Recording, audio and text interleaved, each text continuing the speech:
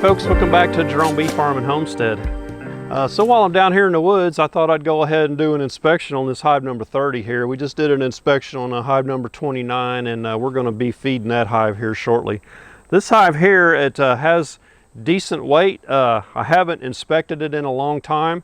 This was a new hive a hive that was made from a split. So this is a new hive this year. Need to get in there and check it out. I think the queen is marked.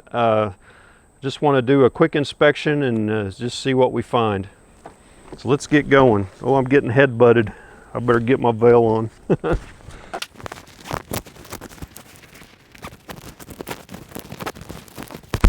Yeah, head butts are cool, but stung in the eye, that's not cool. We don't like that at all. Had my fair share of those this year. So this is a fairly strong hive. Show you the entrance real quick. So it's got a lot of bees in it, a lot of activity out front. Got that reduced down about a third there on the front. Okay, my camera quit recording. Don't know what happened. So we're gonna have a fake restart here. So I'm playing like this the first time I've done this. Ooh, aw. So when I opened this before, I had, I don't know, 30 hive beetles I smashed. Now I haven't had this inner cover off. And if there's that many hive beetles up here, there's gonna be a lot more down below. And one thing about hives and hive placement, don't put them in the shade like I've done here. If you're in a region that has hive beetles, something about being in the shade, they tend to thrive in that kind of condition. So I need to move these hives. I just need to get them out of here. Get them back over by the ones that are in the sun. I might move them this winter. That'd be a good time when they're fairly dormant.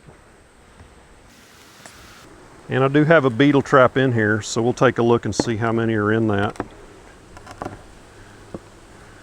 So there's some beetles up here, but there were more on the top. So pardon me while I smash a few. Okay, I think I got the majority of them. Hive beetles do fly. That's how they got there in the first place. They flew right in the entrance. Okay, let's take a look at this beetle trap, see if it's doing its job.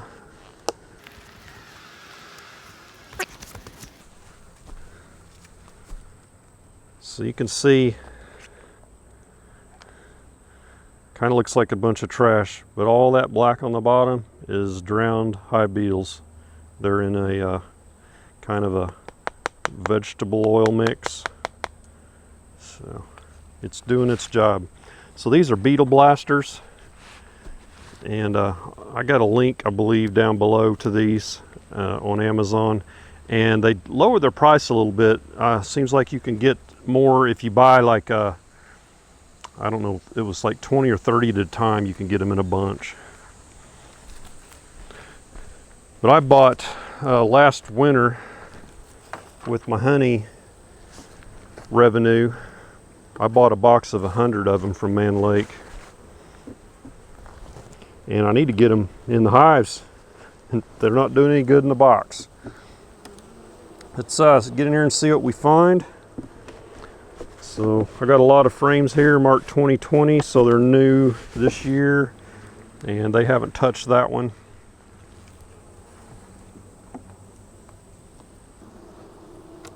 So this is a 2020 frame as well, and it's all completely drawn out, but it's empty. Same thing, 2020 frame, that is empty. So the weight on this hive felt decent. Empty, empty, and this is another 2020 frame drawn out this year. This one has some weight to it. So we got quite a bit of nectar in here. You can see the shiny. There's no sunshine in the shade, but and this side here, it's got a lot of honey in it, and they're starting to cap it right there. Same thing. So I believe this top box was a deep honey super that I harvested, and once I got all the honey out of it, I just put it on top of this hive. It was a single deep and I made it a double. And they're putting some nectar up there in the top in this fall flow with the goldenrod. That's got quite a bit in it. And that's got quite a bit there. I'd say those last two frames were probably 3/4 full. So that's quite a bit of stores. This one's lighter. This one's fairly full on this side. This side here is empty. So the queen hadn't been up here putting brood up here because this was a honey box. So I ran out of honey supers. Same thing, mostly empty. And that last box is the same, and I'm sure it's empty. Let's get down into the bottom box, see if we can spot our queen or signs of a queen. You don't always have to see her, you just need to know that she's there.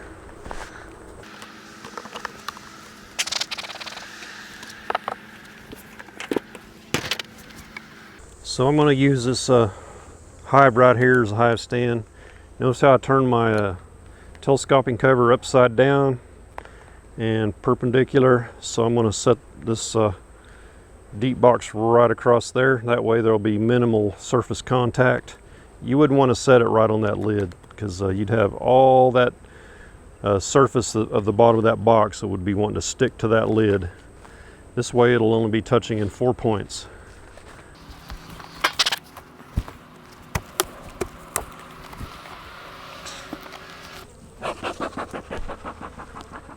Okay, so we got the top box broken off of here.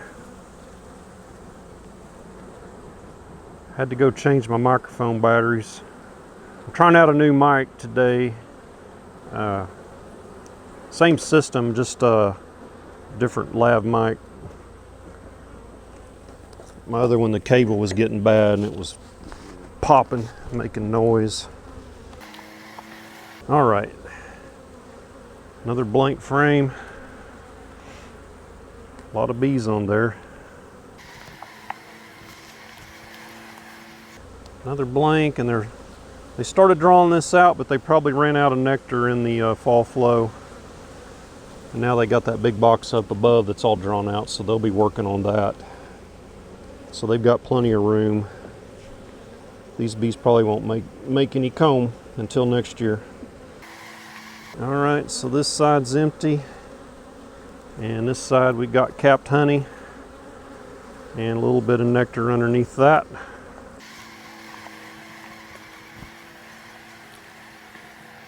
And that's pretty much full of capped honey. And this is all pollen. So we'll probably have a brood frame here next, as the pollen is always on the outside of the brood. So that's when you're making splits, always put pollen by the brood. That's the way the bees build it themselves, so that's the way you should put it back. There's the brood. I've got eggs right here and pollen around here, capped honey, got sealed brood here. There's a bee emerging right there. Get you a shot of that. Right there on the corner, see little antenna sticking out. There's a bee about to come out of that cell right there. There she is. Get this back in there the same direction. This hive has a little bit of a temper. I've seen way worse though. So here we've got capped brood and uncapped larva around that. So she started laying right here and worked her way out. And same thing right here. We have uncapped larva right here. You can see the white down in there on the edges of that brood. If I move it by the camera, there won't be sunlight. You may not see it. I was hoping we'd see the queen, but we have evidence of the queen with the eggs. So really we could stop now and say we're good. Oh, there's some more brood. Thought she might be tapering off on those, but nope. A little bit here. And just a little bit here. So this is mainly eggs, so she's really laid this up. So this queen is, so she's got more resources than the hive next door to work with. So she's laying more. Plus they have that big box up above that's all empty. Lots of open comb up there. There's a nice brood pattern, especially for the fall, going into the fall. She should be slowing down pretty soon. You don't want that many bees going into the winter because they have to feed them all. But they need enough to stay warm, so it's a balance. I bet we find her on this frame here. If we don't, we're not going to find her. I may have overlooked her because she may not be marked. I don't remember. And I've been kind of looking for a blue dot. I don't see her there. This is all pollen and nectar, so she won't be on here. Pretty unlikely. I've overlooked her. She must not be marked. The smoke may have run her down too, because they were acting a little grumpy, so I did smoke them some. When you're looking for the queen, you don't want to puff a bunch of smoke in your hive. A little bit of nectar here. Oh, look what I found. There she is. She's marked green. So green means she's 2019 queen. So I pulled her out of I split her hive, and she was about to swarm. And I did an artificial swarm, moved her over here in her own hive, and brought her population way down and killed her swarm urge. Got her away from all the swarm cells. So really, next year is not going to be a good year for 2019 queen. She's going to be 2 years old. My experience with those 2-year-old queens, actually she'll be 3. A 3-year-old queen will limp along, and sometimes they won't supersede her. And the fact that she's marked green, that's your notification of like, hey, you need to help this hive out and move her along her way sooner than later. Because she'll limp this hive along, and sometimes they just don't supersede. So this was the year for that queen to thrive, her 2nd year. And but instead of allowing her to thrive, we pulled her out of her hive. She was going to swarm. So wherever she swarmed to, she would have made a nice hive there. Instead, we did it right here.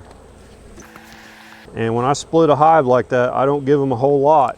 I give them enough to survive, because you don't want her to go ahead and swarm. You want to keep your bees in your bee yard. Boy, they climb back up there fast.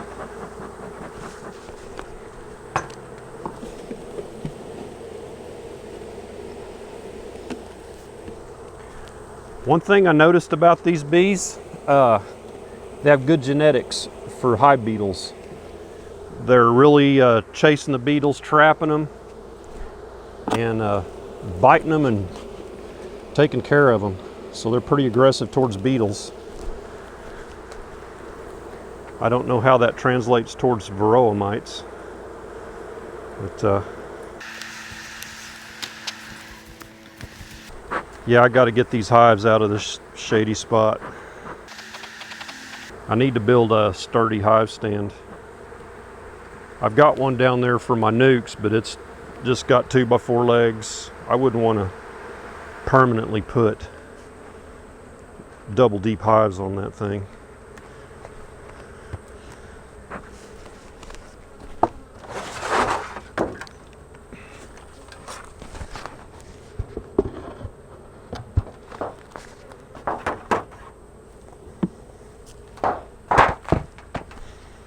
Whew, boy, it's getting hot.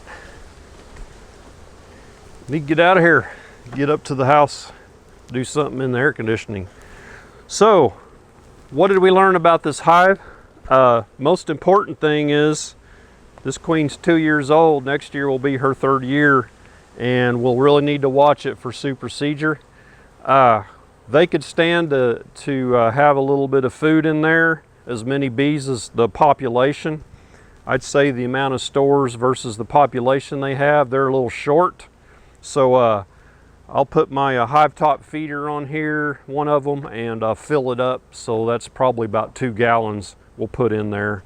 And that ought to take care of them, maybe a little more than that. So, so next year we really need to keep an eye on that queen. And if they fail to thrive, and they don't build their population up fast in the spring, getting ready for the spring flow, we need to take care of that queen. That sounds kind of harsh, but they're not, sometimes they just don't do it on their own, and they just dwindle down until they're almost to fail. And I've seen that happen a lot of times. So you just need to intercede and take care of it and get a new queen in there as fast as you can. So and hopefully they get out and mate and come back. So that is the end of the video. I hope it was informative. Give me a thumbs up if you liked it, and don't forget to subscribe on your way out, and we'll catch you on the next beekeeping video. Y'all take care.